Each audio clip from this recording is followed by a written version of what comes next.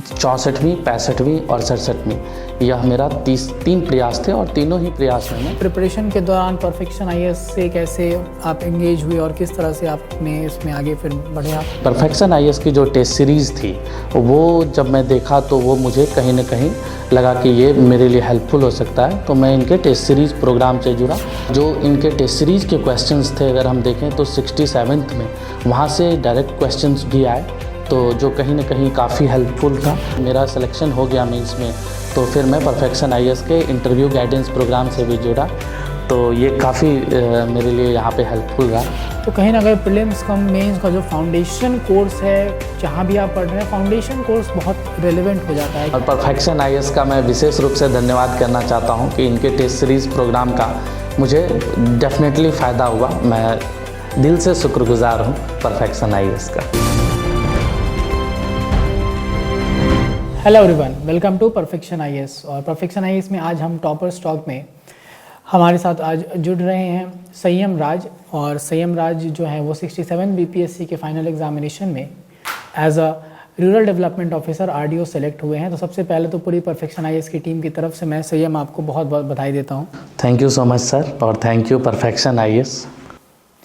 संयम से हम लोग अब इनके प्रिपरेशन की स्ट्रेटजी के बारे में डिस्कशन करेंगे, कैसे कैसे इन्होंने अपनी तैयारी जो है वो की। सबसे पहले संयम मैं चाहूँगा कि आप व्यूअर्स को ये बताएं कि आप अपने बारे में कुछ इन्फॉर्मेशन दीजिए ज़रा। मेरा नाम संयम राज है और मैं मधेपुरा डिस्ट्रिक्ट बिहार से बिलोंग करता हूँ।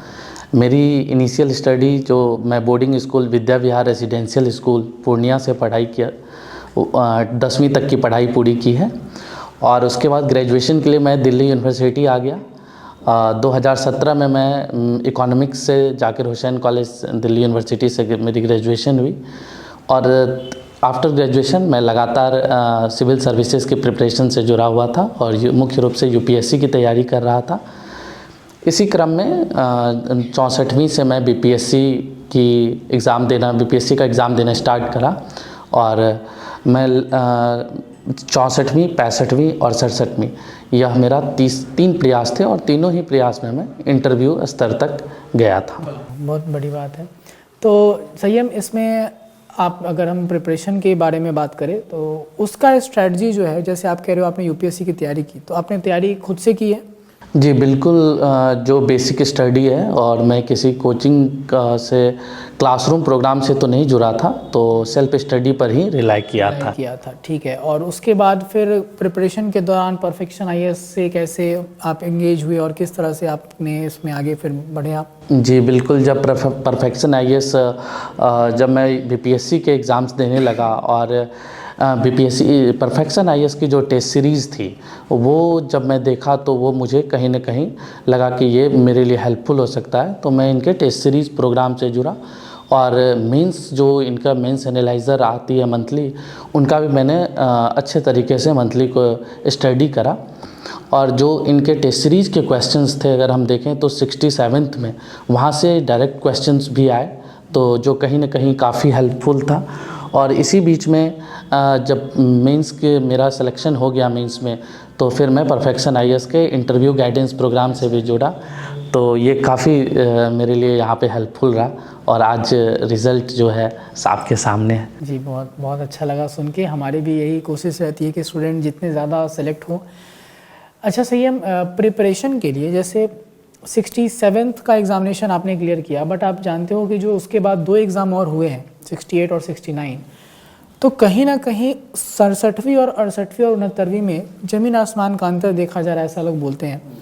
तो इस जो चेंज जो देखने को मिला है, जैसे कि नेगेटिव मार्किंग आना, ऐसे पेपर आना, उसके बाद 4 ऑप्शन, 5 से 4 ऑप्शन, शॉर्ट आंसर्स आना, तो किस तरह से स्टूडेंट जो है वो अपनी तैयारी को उसके अकॉर्डिंग मोल्ड करे, ये एक बहुत बड़ा क्वेश्चन अभी के समय में दिख रहा है।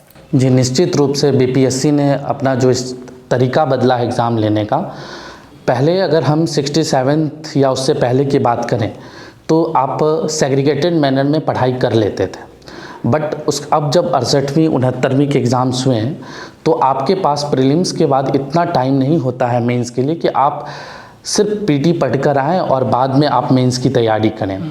तो इसके लिए कहीं न कहीं जो ज़रूरी है कि आपको हॉलिस्टिक मैनर में आपको पढ़ाई स्टार्ट करना होगा। मेंस को मुख्य रूप से ध्यान में रख के पढ़ाई करना होगा, क्योंकि मेंस में GS1 और GS2 में करीब 7 से 8 सब्जेक्ट्स होते हैं और प्रीलिम्स में एक होलसम सिलेबस रहता है। तो कहीं न कहीं मेंस का सिलेबस वो ज़्यादा डाइवर्सिफाइड है और ज़्यादा लंबा है। तो मैं जो भी अभी एस्पायरेंट्स हैं, जो भी अगले एग्ज़ाम्स की तैयारी के लिए जुड़े हुए हैं, मैं उनसे बस यही कहना चाहूँगा कि आप मेंस को फोकस करके पढ़ें। और अगर आप क्लासरूम प्रोग्राम से जुड़े हैं, कहीं भी हैं आप जुड़े हुए हैं, तो आप उस क्लास नोट्स को पढ़ें और हॉलिस्टिक स्टडी करें और कहीं न कहीं बेसिक बुक्स और बेसिक नोट्स का सहारा लें। पहले क्या होता था कि प्रीलिम्स में आप बहुत सारे क्वेश्चंस करके जाते थे और आपके प्रीलिम्स में अच्छे स्कोर आ जाते थे, फिर आप मेंस के लिए आपको 6 महीने 8 महीने की टाइम मिल जाता था, बट अब ऐसा नहीं है। तो कहीं न कहीं अब आपको हर तरीके से मेंस को फोकस करके पढ़ाई करना पड़ेगा। तो कहीं ना कहीं प्रीलिम्स कम मेंस का जो फाउंडेशन कोर्स है, जहाँ भी आप पढ़ रहे हैं, फाउंडेशन कोर्स बहुत रेलेवेंट हो जाता है, क्योंकि अगर आप उसमें डिटेल में पढ़ेंगे तो फिर प्रीलिम्स के समय आप थोड़ा सा पहले अगर अपनी स्ट्रैटेजी बदल लें, क्यों 1-2 महीने पहले अगर डेट आता है तो थोड़ा सा चेंज करेंगे। निश्चित रूप से सर, मैं ऐड करना चाहूँगा, जैसा कि आपने कहा भी कि ऐसे ऐड हो चुका है। अगर आप देखेंगे तो अगर आपने ऐसे की प्रैक्टिस पहले से नहीं करा है, अगर आपका GS हॉलिस्टिकली GS आपने नहीं पढ़ा है, तो आपका ऐसे कभी एनरिच नहीं कर सकता है। तो अगर आप सोचेंगे कि PT के बाद मैं 5-6 ऐसे लिख कर जाऊंगा और उसको पूरा कर लूँगा, तो वो कहीं न कहीं आपको नुकसान देगा। दूसरी चीज़ एक मैं यहाँ ऐड करना चाहूँगा कि प्रीलिम्स के भी क्वेश्चन का जो नेचर बदला है। अब जो स्टेटमेंट बेस्ड क्वेश्चन आ रहे हैं, जैसा कि हम पहले UPSC में देखते थे, अब आप वन लाइनर की पढ़ाई करके नहीं कर सकते हैं। अगर आपने मेंस को थॉरोली पढ़ा है तो वो तभी जा कर के आप वहाँ पे ऑप्शंस को एलिमिनेट कर पाएंगे और आंसर्स तक पहुँच पाएंगे। इसलिए ज़रूरी है कि आप डेप्थ में पढ़ें, क्लासरूम नोट्स को अच्छे से पढ़ें और एक प्रोग्राम्ड वे में नोट्स बना करके तब आगे बढ़ें। जी बिल्कुल। अच्छा संयम, जैसे प्रीलिम्स है, मेंस है, जो भी दोनों हमारे लेवल्स हैं, तो इसमें टेस्ट सीरीज़ का क्या रोल होना चाहिए और किस तरह से टेस्ट सीरीज़ की स्ट्रेटजी जो होनी चाहिए बच्चों की, वो आप उनको बताइए ज़रा। निश्चित रूप से आपको ये पहले तो आपको बिलीव करना पड़ेगा कि आप जिस संस्थान से जुड़े हैं, अगर आप परफेक्शन IAS से जुड़े हुए हैं, तो यहाँ जो टेस्ट सीरीज़ के लिए क्वेश्चंस प्रिपेयर करे जाते हैं वो एक्सपर्ट की टीम करती है। तो निश्चित रूप से कहीं ना कहीं आपको उनके क्वेश्चंस पे आप रिलाई कीजिए, उनके मॉडल आंसर्स को पढ़िए और बार बार उस आंसर्स को खुद से लिखने की कोशिश कीजिए, तब जा कर के, क्योंकि कुछ चीज़ें ऐसी है, जैसे इंट्रोडक्शन और कंक्लूजन की बात करें तो आप ये इमीडिएटली आंसर सीधे एग्जामिनेशन हॉल में नहीं सोच सकते हैं। तो कहीं ना कहीं आपके पास एक रेडीमेड इंट्रोडक्शन और कंक्लूजन रेडी रहना चाहिए कि हाँ, अगर इस तरह के क्वेश्चंस आते हैं तो हमारा इंट्रोडक्शन इस वे में जाएगा। तो वो आपको कहीं ना कहीं टेस्ट सीरीज़ से जुड़ने और टेस्ट सीरीज़ कई सारे टेस्ट लिखने के बाद ही वो चीज़ डेवलप होगा। तो इसलिए ज़रूरी है कि आप टेस्ट सीरीज़ को सीरियसली लें और जो भी कॉपी इवेलुएटेड होकर के आती है आप उसको फिर से क्रॉस वेरीफाई करें, आप अपने पुराने आंसर से मैच करें कि मैं इसमें और क्या ऐड कर सकता हूं, और उसके बाद आपका वो डेफिनेटली वो मार्क्स में कन्वर्ट होगा। आपको मैं बता देता हूं कि संयम ने जो प्रीलिम्स की तैयारी की थी तो इन्होंने लगभग बहुत सारे क्वेश्चंस जो है मॉक क्वेश्चंस लगाए थे, जिसके कारण प्रीलिम्स में इनको बहुत दिक्कत नहीं आई। तो प्रीलिम्स की तैयारी में भी एक बहुत इंपॉर्टेंट रोल है प्रैक्टिस का, कि कितने क्वेश्चंस आप अटेम्प्ट कर रहे हैं, गलत कर रहे हैं। तो स्वयं आप खुद ही बताइए, आपने कितने क्वेश्चंस अटेम्प्ट किए थे लगभग? हाँ, मैं आपसे भी ये पहले भी डिस्कस कर रहा था कैमरा के पीछे कि जब से मैं 64वीं की तैयारी से आया और मैं करीब 50,000 से 60,000 MCQs को लगाया हूँ और कई दफ़े लगाया हूँ। मैं परफेक्शन IAS के भी टेस्ट सीरीज़ उठा लिया, या जो भी मार्केट में या ऑनलाइन सोर्सेस मुझे मिलते थे, या जो भी और भी पब्लिकेशंस के MCQs की बुक आती थी, मैं उसको कई दफ़े लगाता था। तो कहीं ना कहीं आपको नंबर ऑफ़ क्वेश्चंस जब आप प्रैक्टिस करेंगे तो हो सकता है कि वो क्वेश्चन डायरेक्ट एग्ज़ाम में आपको नहीं आए, लेकिन आप उसके थ्रू एलिमिनेट कर सकते हैं कि हाँ, इसका आंसर ये तो नहीं हो सकता है। तो कहीं ना कहीं प्रैक्टिस करना ज़रूरी है। और सर ने प्रीलिम्स के क्वेश्चंस की बात की, मैं एक मेंस के लिए भी ऐड करना चाहता हूँ, क्योंकि सर का फोकस था कि मेंस को कैसे अच्छा करें।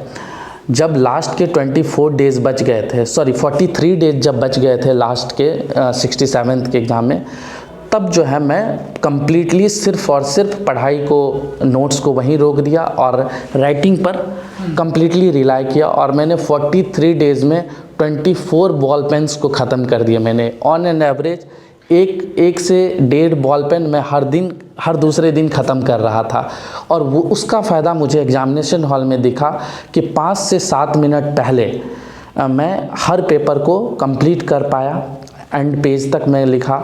और दूसरी चीज़ जो मुझे हुआ कि कई बार ऐसा क्वेश्चंस होता है कि जैसे सर के एनालाइज़र में भी और मेंस जो टेस्ट सीरीज प्रोग्राम था उसमें जीविका का क्वेश्चंस आपने दिया था, तो जीविका के क्वेश्चंस को मैं किसी भी कारण से यहाँ पर तैयार नहीं किया था। और एग्ज़ाम हॉल में जब मुझे जीविका के क्वेश्चंस दिखे तो वो आपने कितने नंबर ऑफ़ टाइम्स और कितना क्वेश्चंस लिखा है उसके आधार पे भी आप बहुत अच्छा लिख सकते हैं। और जीविका के क्वेश्चंस पे उन्होंने मुझे हाईएस्ट मार्क्स दिए। तो मैं ये कहूँगा कि कहीं ना कहीं राइटिंग का एक बड़ा योगदान है। और राइटिंग का योगदान जो है वो आप इनके GS2 के मार्क्स से भी समझ सकते हैं। GS2 में बताइए संयम कितने मार्क्स आपको मिले? GS2 में मुझे 158 मार्क्स मिले हैं। काफ़ी अच्छे मार्क्स हैं, और वो कहीं ना कहीं राइटिंग की प्रैक्टिस जो है। बिल्कुल बिल्कुल, क्योंकि GS2 में जनरली हम देखते हैं कि इतना स्कोर नहीं होता था, और GS1 में मेरे 178 थे। तो ये लिखने का ही एक परिणाम था कहीं ना कहीं कि इतने मार्क्स बने। चलिए बहुत अच्छा। लास्ट में संयम मैं चाहूँगा कि इंटरव्यू में कुछ ऐसा आपका कोई ऐसा क्वेश्चन पूछा गया हो आपसे जो आपको लगा हो कि ये थोड़ा आउट ऑफ द बॉक्स, जहाँ आपको थोड़ी दिक्कत आई हो? नहीं, एक्चुअली अभी चूँकि 68th BPSC का इंटरव्यू हो रहा है, तो उसके रिगार्डिंग भी कुछ बच्चों को आप गाइड कर देंगे इंटरव्यू में किस चीज़ों के ऊपर ज़्यादा फोकस होना चाहिए? जी, मैं कहना चाहूँगा कि 68 के जो भी बच्चे पहली बात तो जो इंटरव्यू देने जा रहे हैं उनको बहुत बहुत शुभकामनाएं कि आप अच्छे से इंटरव्यू दीजिए और आपका सिलेक्शन हो।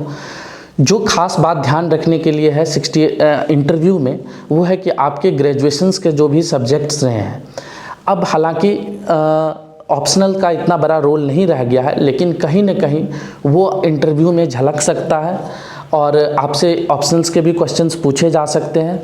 मेरे साथ भी यही हुआ। मेरा पॉलिटिकल साइंस इंटरनेशनल रिलेशन मेरा ऑप्शनल सब्जेक्ट था, तो मेरे से ऑलमोस्ट 75% क्वेश्चंस जो थे वो इंटरनेशनल रिलेशंस पे पूछे गए, और करीब 15 क्वेश्चन पूछे गए, जिसमें मैं करीब 13 क्वेश्चंस के आंसर दे पाया। और मेरा इंटरव्यू बहुत सेटिस्फैक्ट्री था मेरे लिए भी, और इसी लिए मुझे इंटरव्यू में उन्होंने 88 मार्क्स आउट ऑफ 120 दिया है। अच्छा स्कोर था आपका। तो जैसा कि कहा संयम ने कि ऑप्शनल आपका जो ग्रेजुएशन का सब्जेक्ट है उस पर थोड़ा सा फोकस ज़्यादा करें आप, तो इसी तरह से आप इंटरव्यू की भी तैयारी कर सकते हैं। तो बहुत बहुत धन्यवाद संयम, आप यहाँ पर आए, काफ़ी अच्छा लगा आपसे बात करके। और एस्पिरेंट्स हम धन्यवाद। और परफेक्शन IAS का मैं विशेष रूप से धन्यवाद करना चाहता हूँ कि इनके टेस्ट सीरीज़ प्रोग्राम का मुझे डेफिनेटली फ़ायदा हुआ। मैं दिल से शुक्रगुजार हूँ परफेक्शन IAS का। बिल्कुल बिल्कुल, परफेक्शन IAS टीम हमेशा आपके लिए रेडी है, और अब UPSC की तैयारी में भी आप जब आगे बढ़ेंगे तो हम हमेशा आपके साथ ज़रूर बने रहेंगे। ठीक है, धन्यवाद दोस्तों। फिर हम लोग अगले सेक्शन में मिलेंगे किसी और टॉपर के साथ। Thank you so much. धन्यवाद।